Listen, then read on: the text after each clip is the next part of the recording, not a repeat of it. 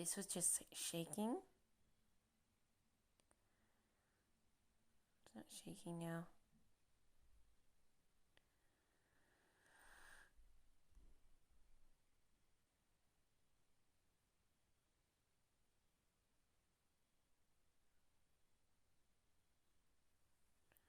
That blue bottle was just shaking.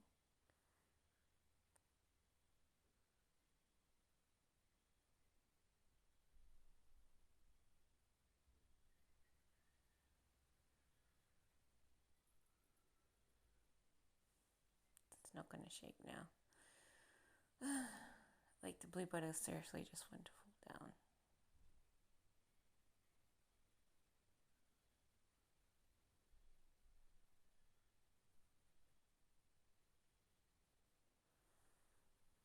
I'll just wait. May as well talk about my morning while I wait. I woke up at probably around 6:30. I slept in until 7:38. I've been laying around doing nothing for almost an hour now. And when I get up, I'll probably start my day with a breakfast.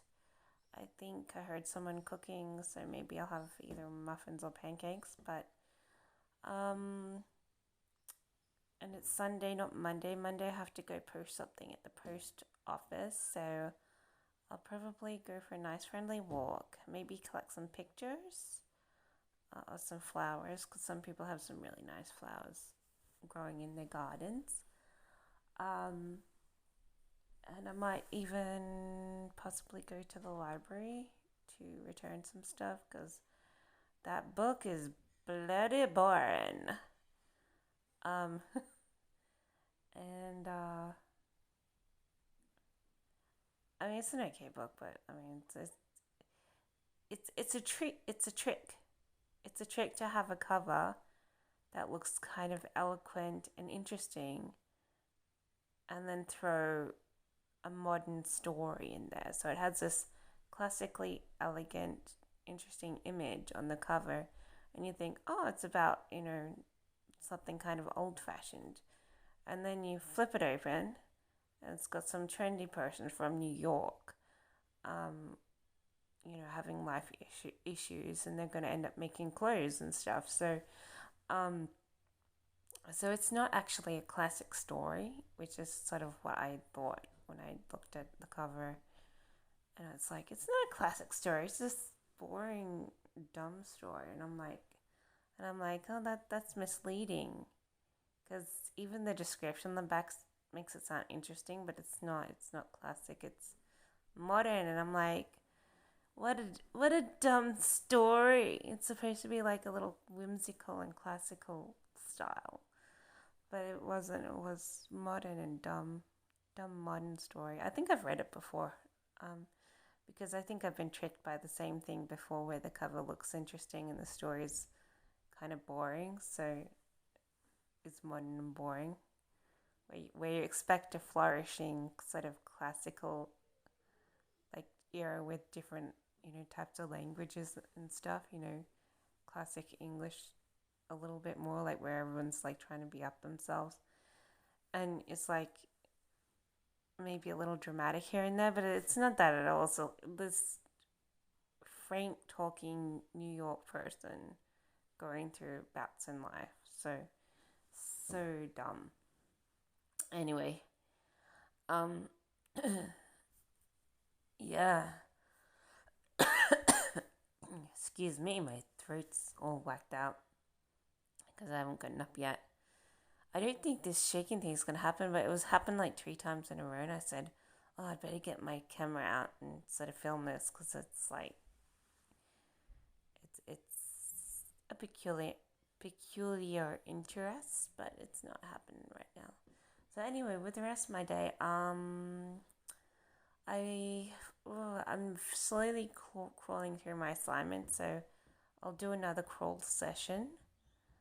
I think although I'll only do it for a couple of hours, I always say that. I always say 1 to 2 hours, but then I end up for 4 hours or so.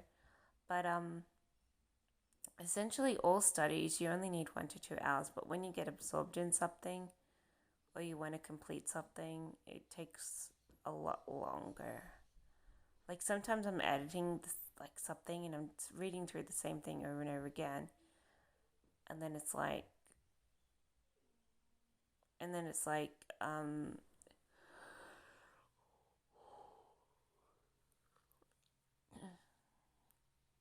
and then 4 hours pass, and you're like, oh, really, 4 hours? So yeah, but I'll give myself a 1 to 2 hour. It's You can't do thought-provoking assignments just all in one go. When I started working on it, I thought I could, but yesterday I was like, I only did one little section. So literally, if I do one little section a day, it'll probably take a couple of 2 to 3 days to do it, and then I have to revise it until next Sunday. So it's a good space of time. To do an assignment like a whole week, but I have to make sure I do a little bit every day, not like my writing, which I've sort of abandoned. Technically, I'm supposed to do 10 pages of writing every day, and then in 10 days, you're like got your full on story. So, um, but I haven't I haven't done that, and I haven't been keeping to any schedules and this and that. So I just should have finished this poetry book, which I don't particularly like.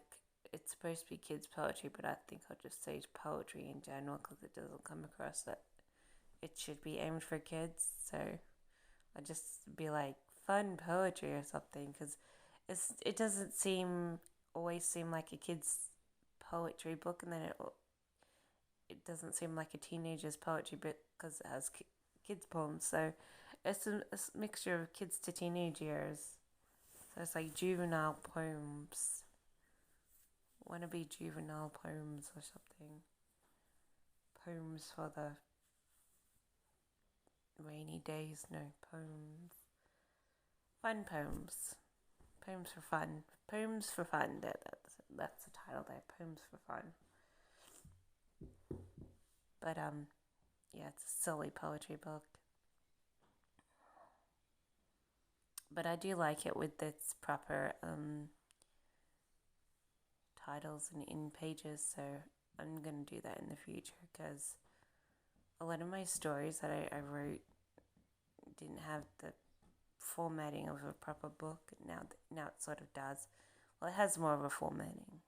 It doesn't have the perfect formatting. I should generally put ISBNs on the inner cover too, but I didn't bother. I just put like my email, not even an address, because I couldn't be bothered with an address. But March is coming up, and I think I'm going to let go of my mailbox. I know I have it on something. I think I'm going to let go of my mailbox and then turn it into the area where I am for PO Box, and then I can sign up for modeling jobs and do like product testing and stuff, because at the moment, like, my PO Box is so far away I can't touch it. So but I should sign up for a new one, because the other one's like too far away from me. Even if I want to live in the area in the future, it's like at the moment it's ridiculous. I can't use it and I can't get to it.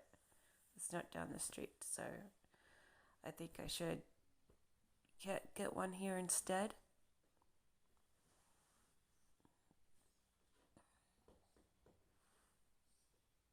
And then I can put my PO Box perhaps address on the in slip or something.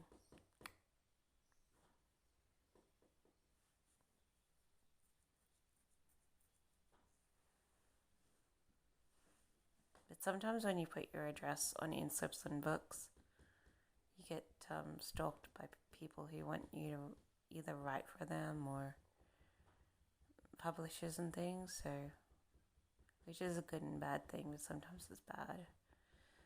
But anyway, who cares?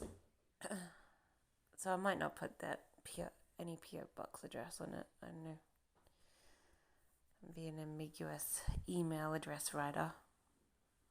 Address is an address, man. You don't need to put your real address.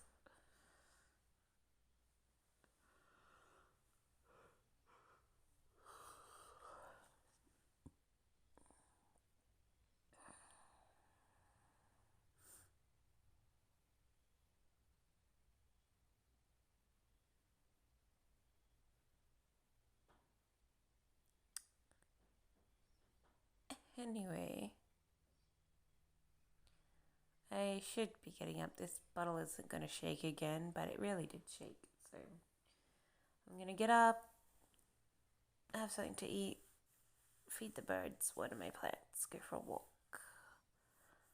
So I'll take this camera again for a walk, and then I'll work on my assignment for 1 to 2 hours, and then I can settle down and watch a movie.